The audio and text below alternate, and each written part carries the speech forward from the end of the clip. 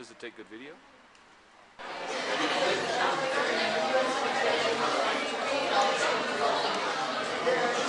Mike, you look very hungry. I am very hungry. Give a warm hand to one of the organizers who will speak on behalf of the organizers of what this evening is. William Dillon from Spinwatch.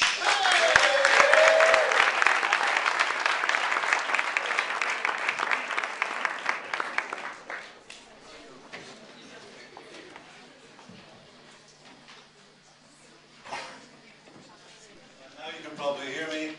LobbyControl in Germany are the organisers of this event. And we've put on this event for the last few years to draw attention to what we think is the problematic nature of lobbying in Brussels, particularly the lack of accountability and transparency around this process.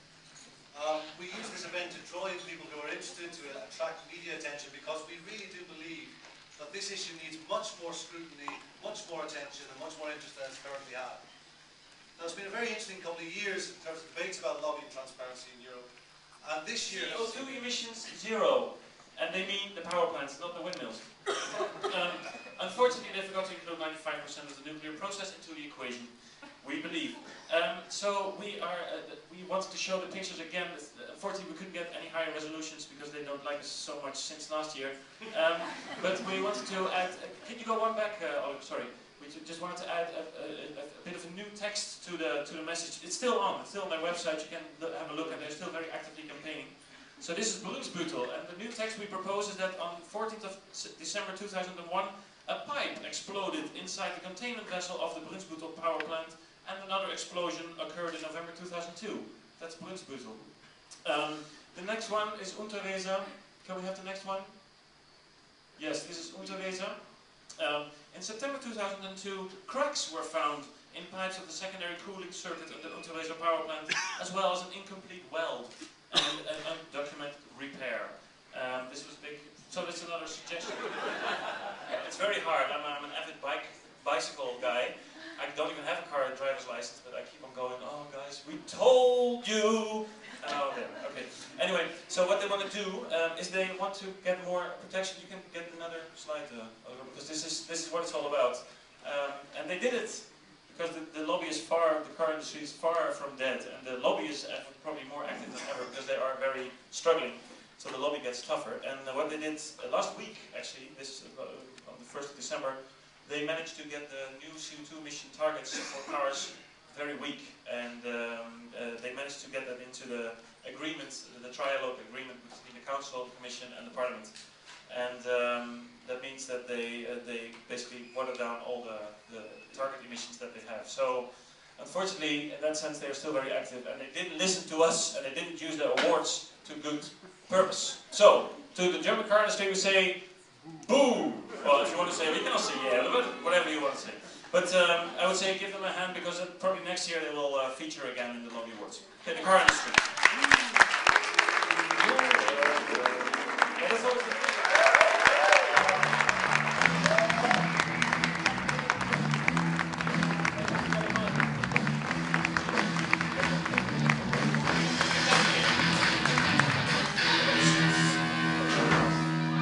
You know, I nearly put my foot on the monitor there, in rock and roll style. Well, thank you very much. Thank you very much. I should say thank you for inviting me here and welcome to the awards. Thank you especially for inviting me to an awards about the European Union. As I'm British, and as you know, that most people in Britain have a difficulty when they view Europe. And by difficulty, I mean hatred. We are pathologically opposed to Europe. Most people in Britain are still really angry that we're actually in the continent of Europe and demand a referendum, so I'm sorry. I'd also like to say it's lovely to be here and to see this lovely sort of like sculpture of musical instrument hung around the room, suspended in homage to the last moments of the Buddy Holly Band. Name still appears on the website. Let me remind you that, in acting in such a way, you are harming Mr. Wenig's professional reputation. As a matter of fact, you are contributing to spreading and propagating inaccurate, offensive and libelous information, and supporting the use of unacceptable and legally reprehensible means. Which actually means, we'll sue your smug hippie asses. Mr. Wenig indeed took the award organisers to court. And last week, he was trying to get his name removed from this entire award ceremony, and as you can see, he lost. He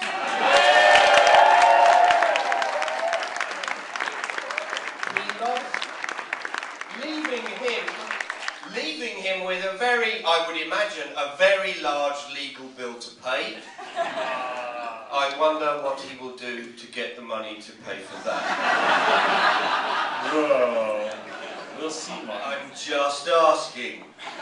So, Mr. Wenig is our final nominee in the Conflict of Interest Award. So, we come now to the winner. Are you excited? Before we get to the winner, though, I shall have to say yes. that the organisers obviously are campaigning for transparency and accountability and honesty, and they sent out invitations to all the nominees, but unfortunately couldn't offer them money to come. So, in a very nice way. Are you ready? 1, 2, 3. Congratulations and revelations. We want the world to know you're fishy as can be. One more time. Congratulations and revelations. We want the world to know you're fishy as can be. Thank you very much. Back to the left hand as well. That was quite okay. The worst lobbyist. Do you want to? Oh, shall I? Well, let's actually come up, but I mean, you can. No, it's not open. No, this is not open at all. So this is the worst lobbyist. We need the other one. Sorry. Yeah, this is Conflict of interest. the worst organised event of the year. Yeah.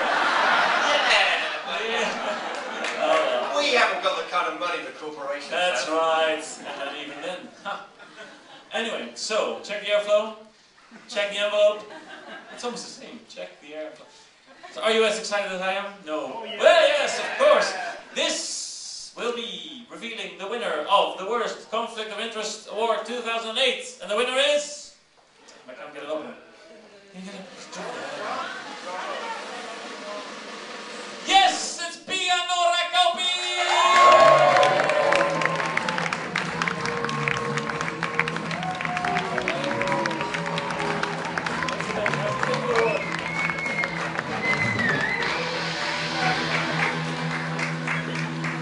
So this award is for Pia, but she couldn't come because she had so much to do, and she could talk to all the others because she was active in November. Okay, I'm going to try and call her. Do you have a number? I've got a number. I'm going to try. Mark has, by some weird reason, all the numbers of all the people who are relevant in this world. Don't you, Mark? Yeah. Oh, sorry. Are you ready?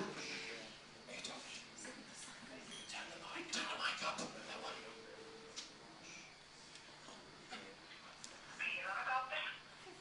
Hi, we are at the EU Worst Lobby Awards, and we just phoned up to tell you that we're actually, you're now on speakerphone, and we are talking to the audience because you have just won the Conflict of Interest Award for 2008!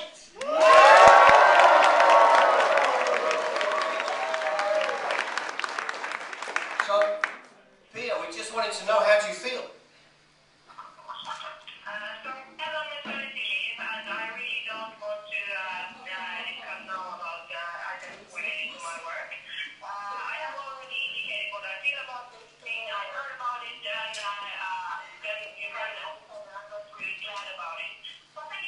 That's a real pleasure. I mean, you beat off some stiff competition, and we want to say you were great. You really did.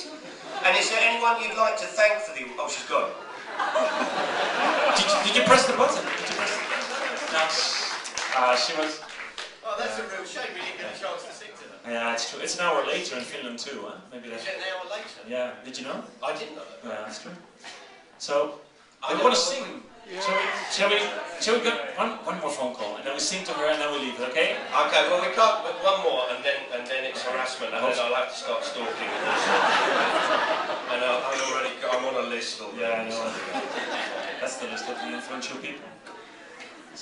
So we just immediately start singing, okay? Because otherwise, okay. Okay, you ready? Wait. Words.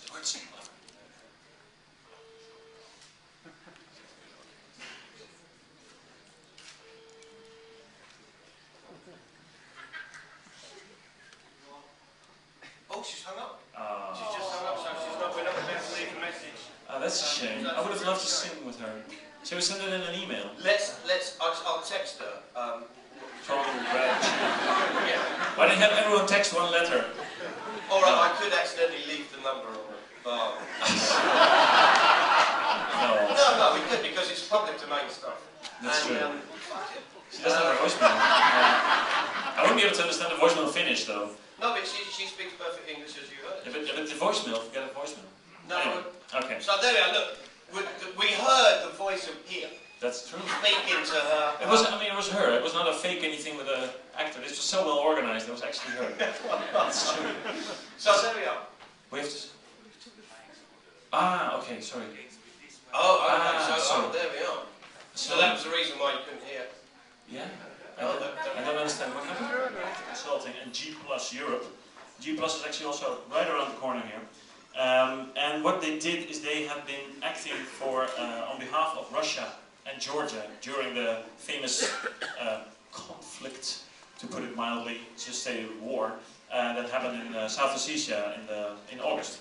And what happened is that they basically Consulting's media strategy was designed to depict Georgia as a victim of Russian aggression, issuing a stream of press releases. From the outbreak of the crisis, one of the Aspect guys, Patrick Worms, managed Georgia's press relations right from Tbilisi, and he was obviously paid by the Georgian government. The thing is that it turned out to be kind of a PR war, and where at the beginning, first there was Georgia invading a part of their, their territory, which they were not allowed to invade as such, and then later it turned out that Russia came in and the whole picture turned upside down, so no one knew exactly what was going on, and the PR firms basically managed to make the image, to put it their way, and this is where they were nominated. And I just wanted to say one, Oliver, if you can go to the quote, a quote that Patrick Worms is from their own website. Yeah, this is a slightly subtle cartoon about what's happened. What actually is the airflow? Does it mean that we have to kind of let the half of the people go out of the room and the airflow will be fine? It was strange. Anyway, it's the next quote after this, and the quote is from Patrick Worms. So Patrick Worms, what does he do? His understanding of public and media dynamics is as valued by clients who seek to influence perceptions of their businesses, as by those who need to manage adverse issues. So obviously he's the right person in the right place there. And interestingly, James Hunt of Aspect, who is the other guy trying to get the Georgia PR case, he was quoted in an interview with PR Week, and he said that there are agencies that work for Russia, but I don't know how they can be comfortable about that. I feel I'm on the side of the angels. That's what James Hunt said. And he added that the part of Aspect's strategy was appealing to journalists' sense of right and wrong. Now, it might be good to know that James Hunt, in the 90s, worked for Shell during the Brent Spar. He worked for McDonald's during the Mad Cow disease. He worked for biotech companies, pushing for GM. And Aspect, at the moment, still works for Novartis and ExxonMobil. So maybe, I don't know about the angels, but he has to look again maybe at what his own portfolio. Then Tim Price, who is with G+, it was harder to get the gist of what he was doing because, as James Hunt said, the Russian PR, the Russian explanation were more like a robotic guys, the usual bear-like look, no smile, just tell straight story about the lies of the opponent. And Tim Price said that that all they did is largely provide logistical support to assist Russian spokespeople with handling the European media. This includes facilitating communication between journalists and Russian officials and providing monitoring and general advice on things such as the Western news cycle, which of course was debated by Aspect, who accused G+ of misleading journalists. So you never know. We actually don't know what happened. Maybe there was no war. Who knows? But this is all the thing that has happened. That's the reason why they are nominated. And just to show, we went to visit the nominees.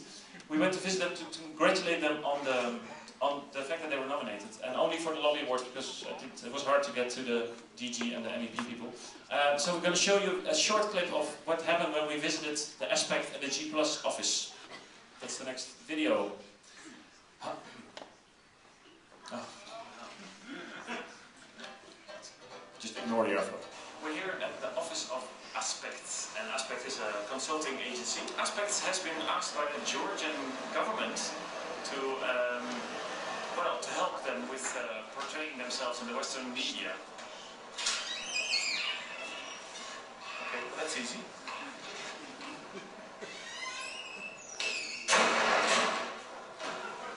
And it's not really so easy to get into a PR firm.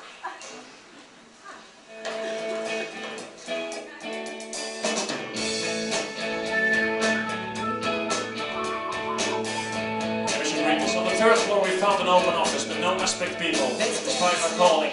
Only after another flight of smaller stairs we arrived at the main Aspect office. The surprise staff told us that Patrick Worms and James Hunt were unfortunately absent.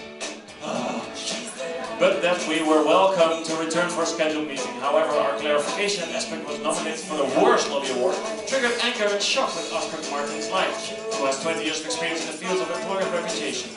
He took my number, copied my passport, asked us to leave, and made the promise to not use any of our footage, which is why you have been reading this.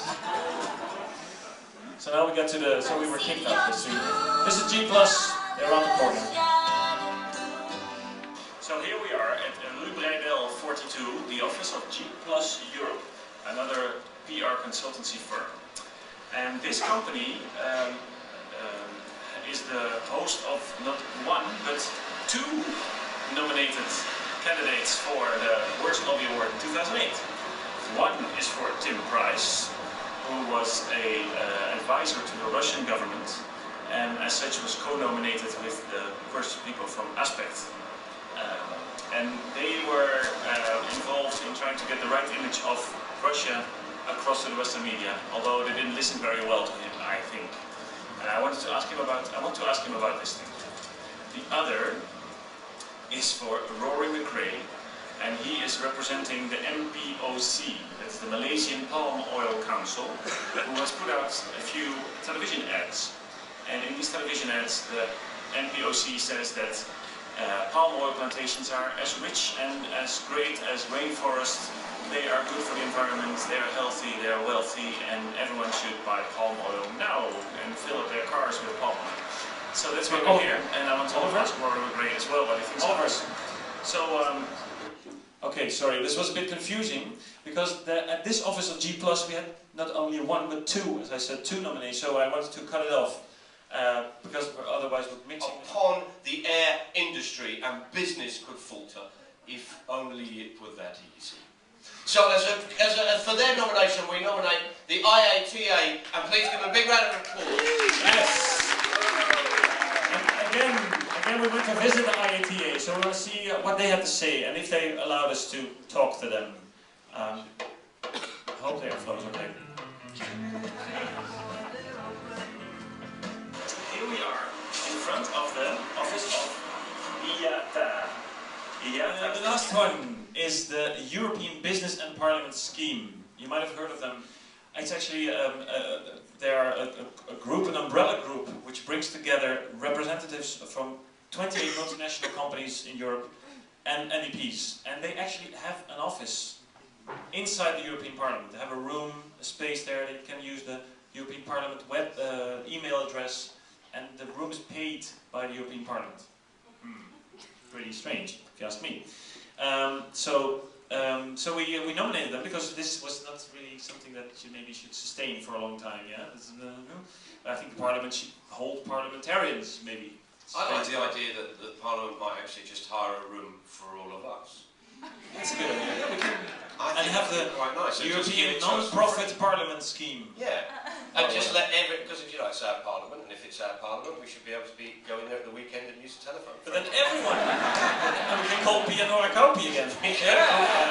I bet they've got her number on speed. Oh, I'm sure on speakerphone. I'm sure. Anyway, so what they do and what they did is that you could for a membership fee of up to €15,000. It offers members a range of opportunities, including sessions with MEPs, as well as the possibility to invite MEPs or senior officials for company attachments or business fellowships. And here they are. And so one of the things that was on their website was that you could, for instance, visit Real Madrid and then get a feeling of what it is to be a non-profit organization. Can I just say? Real Madrid, non-profit organization. And that's one of the things that they are. Yeah. What do you want to say? Sorry. They've got a great quote which has just appeared on the screen behind you Oh, without yes. airflow, so I think you should take advantage. Without airflow, go, go, go, go, go! And Okay, it is. this is the quote, maybe I should introduce, because this quote is done by the Secretary General of the IABP, the International Association of Business and Parliament, and interestingly, listen to his name. He is called Mr. Frederick Hyde Chambers. The conspiracy thickens. He is also a member of the Illuminati. And to get a more, his international coordinator is called Mrs. Jean Guys. It's true. That's true. Look at the website. By their name shall ye know them. Anyway, what did he say? What he actually said, he said, we have been consistently open and transparent, because he's quite angry. Yeah. You can read information on any of the programmes undertaken or interaction taking place between MEPs and company representatives on the website. Why would we do so if we were lobbyists? Maybe your initiative was meant to be an effective and useful one, but looking at the ways it related to our case, it looks more like a witch hunt.